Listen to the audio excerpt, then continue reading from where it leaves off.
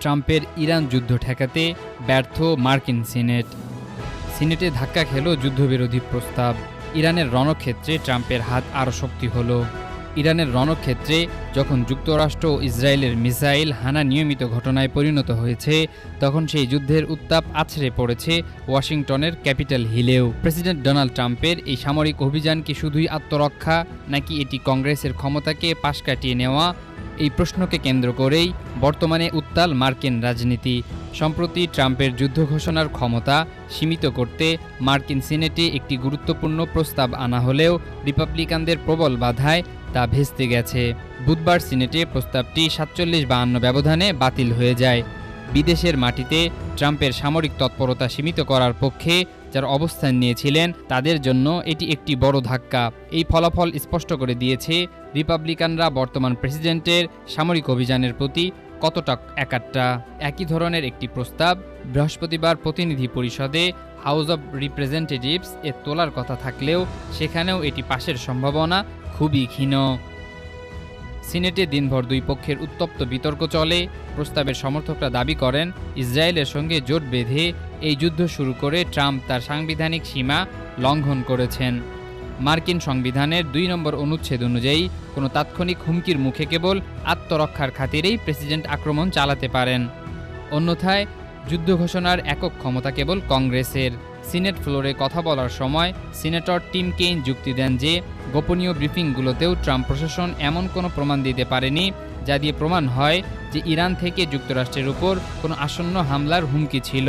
তিনি ক্ষোভ প্রকাশ করে বলেন, আপনি একে সামান্য এক আঘাত বলতে পারেন না যা যুদ্ধের পর্যায়ে পড়ে না, আর এটিও বলতে পারেন না যে ইরানের বিরুদ্ধে কোনো স্থলসৈন্য নিয়োজিত নেই।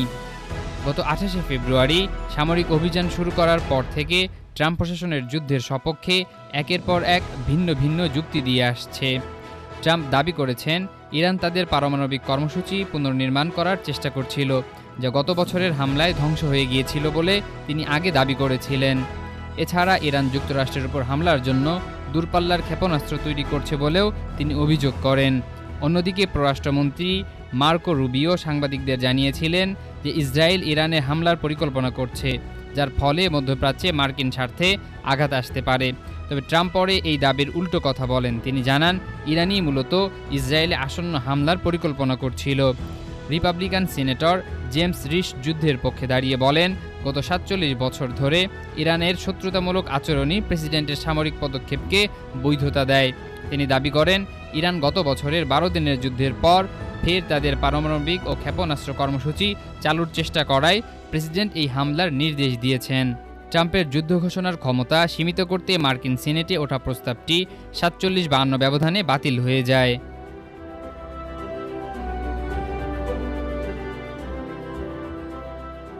পেন্টাগন প্রধান পিট হেগসেথ জানিয়েছেন, মার্কিন সামরিক অভিযান মাত্র শুরু হয়েছে এবং ওই অঞ্চলে আরও সামরিক সরঞ্জাম পাঠানো হচ্ছে। যুদ্ধের পরিধি বা সময়সীমা অস্পষ্ট থাকলেও ট্রাম্প ধারণা দিয়েছেন এটি ৪ থেকে ৫ সপ্তাহ বা তার বেশি স্থায়ী হতে পারে।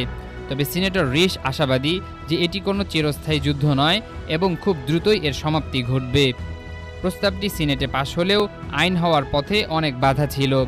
২ কক্ষে পাশ হওয়ার পর এটি প্রেসিডেন্টের কাছে স্বাক্ষরের জন্য যেত, যেখানে ট্রাম্প ভেটো তথা বাতিল ক্ষমতা প্রয়োগ করতে পারতেন।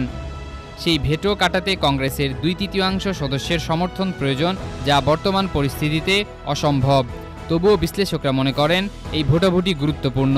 Friends committee on national legislation এর হাসান এল তায়েব বলেন, এই কমিটি একটি ধ্রুব সত্যকে সামনে আনে। নির্বাহী বিভাগের ক্ষমতা পরীক্ষা করতে এবং অন্তহীন যুদ্ধ রোধ করতে কংগ্রেসকে অবশ্যই তার সাংবিধানিক ভূমিকা বারবার জাহির করতে হবে। অ্যাডভোকেসি গ্রুপ ডিমান্ড প্রোগ্রেস এর সিভন খারজিয়ান বলেন, এই ভোটের রাজনৈতিক পরিণতি হতে পারে সুদূর প্রসারী। বিশেষ করে নির্বাচনের বছরে ভোটাররা মনে রাখবে যে কারা একটি অবৈধ ও অপ্রয়োজনীয় যুদ্ধের পক্ষে ভোট দিয়েছে। তার মতে, যারা এই প্রস্তাবের বিরুদ্ধে ভোট দিয়েছেন তারা মূলত মার্কিন জনগণের ইচ্ছা এবং সেনাদের নিরাপত্তার বিরুদ্ধে অবস্থান নিয়েছেন।